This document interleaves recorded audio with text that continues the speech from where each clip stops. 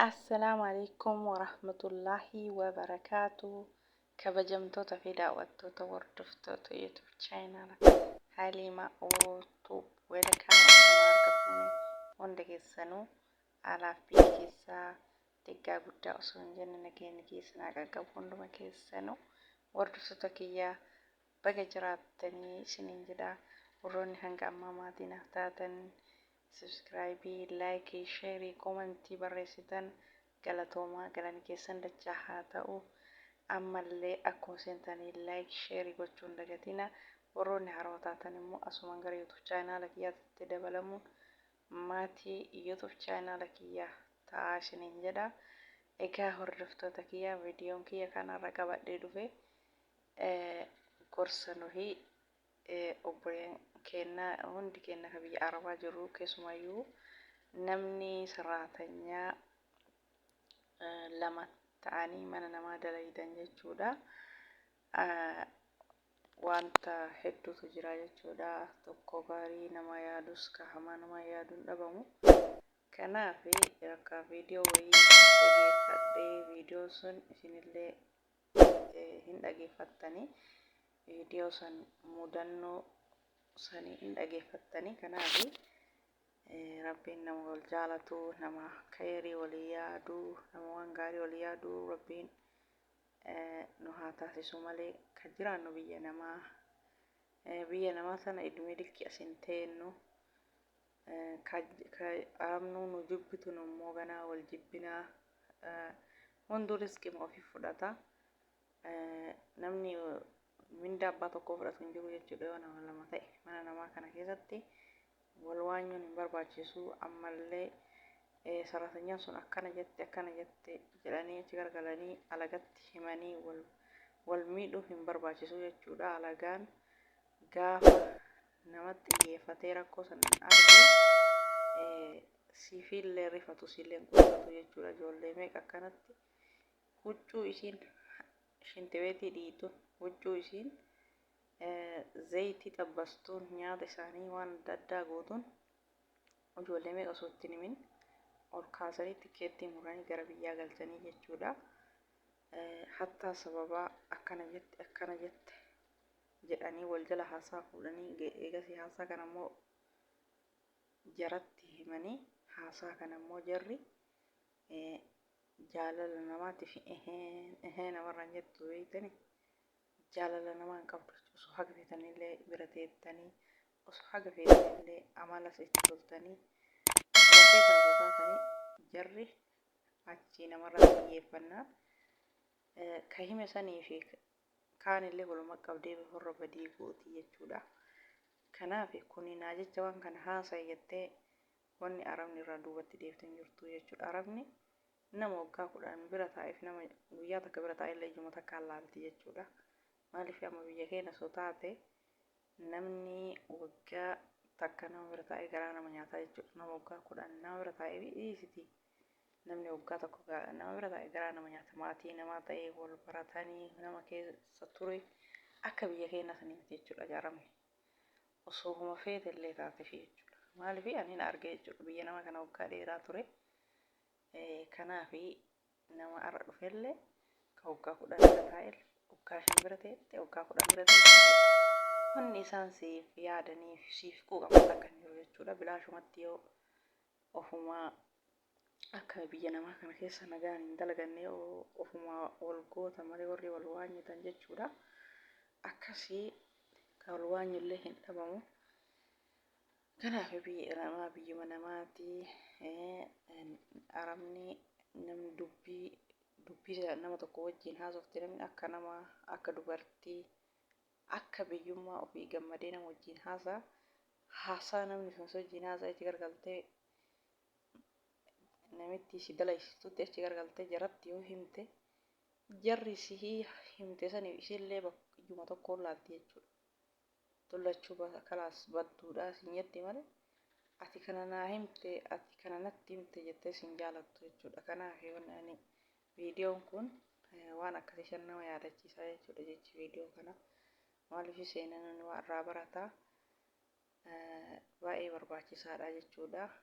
mana arabaa kayoo jarri wajji kaata tikkeettiin murteessa kan diishan osoo hin geenne osoo huccuu keetu kararra dachaafadhu siin hin jenne gaafa achii sirratti xiyyeeffatan gara biyyaasi darba ijoollee miqatu kan amma waan saratanyaan akka waliin haasofte achi gargalte jara himte jarri eegasii bakka yookaan lachuu bakka tokko saafarsiisti yookaan immoo tama itti xiyyeeffatte san saafarsiisti jechuudha yookaan immoo irra caalaa jarri lachuun geggeesti jechuudha jarri kun badaala jara nama hamatu jara akkas ta'u jara maalii ta'u jedhanii bakka lachuu gisee tokko kaasanii galchanii jechuudha.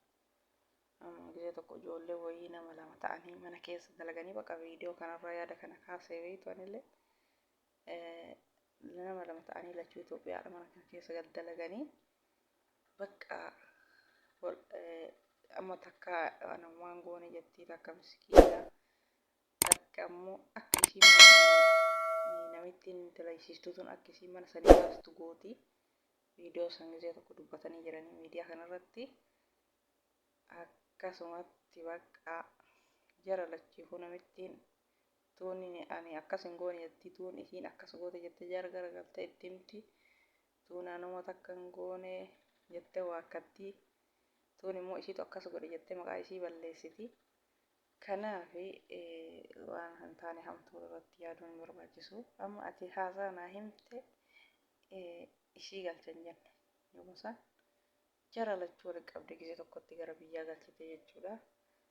Kanaaf mana namaa biyya namaa kaburu keessaa galluuf dalagaa wal dhoorginee wal hassadu maaliif carraa ofitti illee kutte ofillee dhabdi jechuudha namni waan akkanaa dalagu.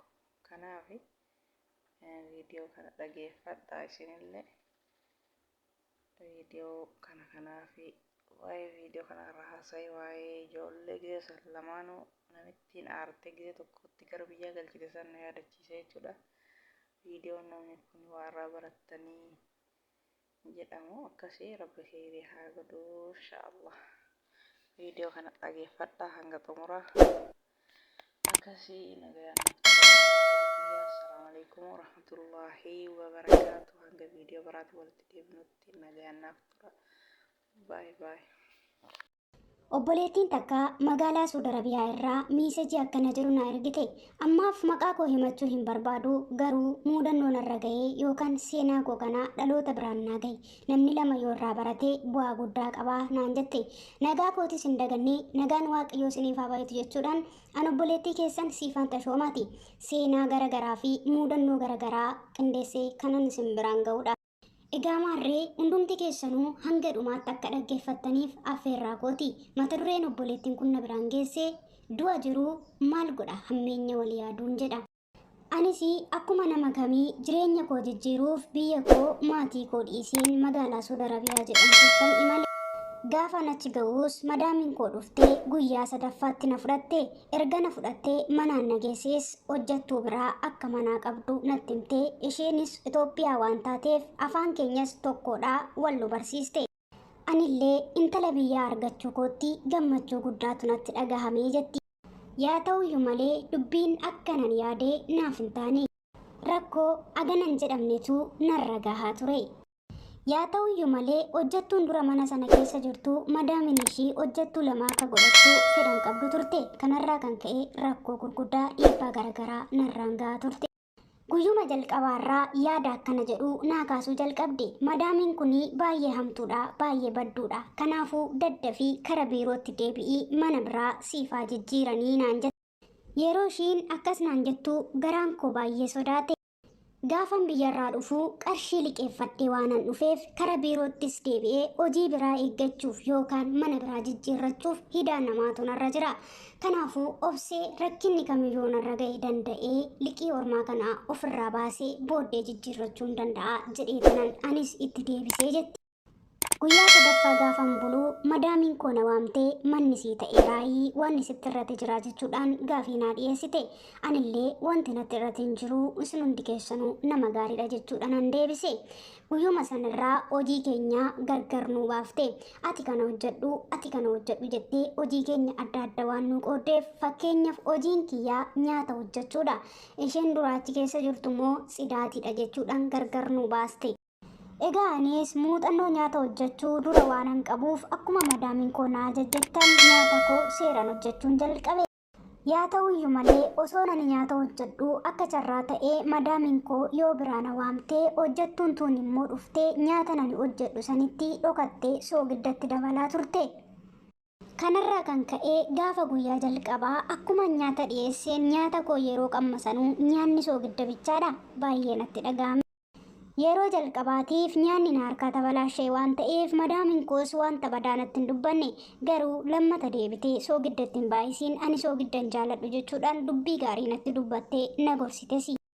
Anis ishii jedheen guyyaa lammataas nyaata hojjechuufan kushiinaa seene. Yaa ta'uyyuu malee madaamiin koo hiqaa wayii waan barbaaddee dhabdeef na waamtee hiqaa kana naaf fidinaan jette. Gaafa ani hiqaa san ishiidhaa fiduu hojjettuun tun immoo na duuba deebitee nyaatatti ammas soogidda dabalte. Soogidda qofaa miti abiddayyuutti baay'istee nyaatichi akka gubatu goote. Ammas nyaanni kun xumuramee yeroo qammasanuu nyaatichi soogidda bichaadha. Soogidda qofa osoo hin taane biridistiin kara jalaatiin abidda waan itti baay'ateef hin gubate fooliin nyaataallee jijjiiramaadha. Yeroo lammataatiif waan na harkaa badeef madaamiin koos obsa waan dhabdeef maalii yoo hin beekne natti himtuu maaliif minaaniin taphattaa maaliif yeroo hundumaa soogidda bichaanaaf dhiyeessitaa hin jaaladhu siin hin jenne jettee baay'ee naan lolte. Anis baay'een gaddee baay'een boo'e homaa gochuu waan hin dandeenyeef dhiifama gaafadheen ammas guyyaa sadaffaatti nyaata yeroo hojjedhu nyaanni ammallee soogidduma qofa ta'e. Kana biraan madaamiin koos ammaa maaltu maal ta'aa jira jettee xaraxar waan jalqabdeef kushiinaa keessatti kaameraa gaxxamte. Waan nama ajaa'ibu gaafa madaamiin koo kushiinatti kaameraa kana galchituu nu lamaan waan rabneef hin argine. Ammas maal gochuun danda'aree akkuma duraanii hojiin koo nyaata waan ta'eef nyaata koo hojjechuu tanfate. Nyaanni koos soogiddi irraa osoo hin dhaabatiin soogiddi itti baay'achaa bishaan itti baay'achaa nyaatichi illee na jalaa gubachaan dhufe. Madaamiin koo kaameraadhaan waan hordoftuuf eenyu akka nyaata kana balleessaa jiru ofuma isheetii qorattee irra geesse. Guyyaa hundumaa nyaata yeroon dhiyeesse.